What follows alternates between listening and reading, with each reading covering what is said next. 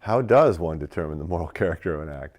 It's not an easy thing to understand. I think it's one of the reasons why Aquinas thinks that we should only start studying ethics and moral theology, following Aristotle, when we're later in life, in our 40s, when we can kind of step back and understand more what it is we've already been doing. That is, people learn in the normal course of life, they learn the moral quality of an act by being introduced to the practices of a community. You learn what is good for you by often trial and error, by learning under the tutelage of others. So when the people in your life say those things are not good for you, these things are, you, through trial and error, you begin to either trust the authorities in your life or you don't. This is not just unique to humans.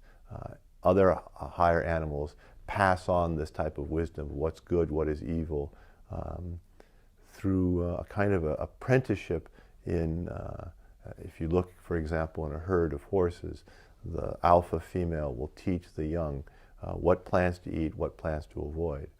So when we ask ourselves how to determine the moral character of an act, it's kind of a second level reflection. Most people answer that by living a life and being under the apprenticeship of others in a community. But there are times when we're in a quandary, and that's why the study of ethics can help us break apart what it is that we're normally doing without reflecting in a kind of scientific way. And so what are the elements of the human act? We can become very technical about it, the object, the circumstances, and then Aquinas, to really help us understand the elements of the object, breaks down to the object according to what is the material element of the object, what is the formal element of the object, and what is the goal that we are seeking to attain in the object. But all of those questions are at the service of the deeper question, which is what is the true good, and is this action ordered to that good? And we often use analogies of local motion, but for Aquinas it's very interesting. He doesn't like the word means to an end.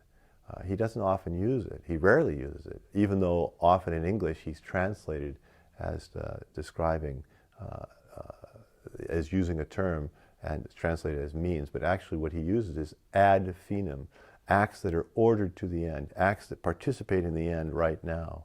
So determining the end of the act, determining the moral character of an act, is often begins with the question is, what's the good? What brings human flourishing? And is this act in harmony with human flourishing? Or is this, can you do this act and also reside in your goal? Those are, now that's a long abstract answer to something that's more concrete in the real life. But the way in which Aquinas determines the elements of an act really are a second level reflection on what most people learn to do just by living human lives, which is they discover what's the true good, and they discover in the apprenticeship with others what actions will can be ordered to their end. Having three bottles of wine at dinner may seem like a good idea at first, but the whole character of our life and residing in the true good is kind of incompatible with that type of activity.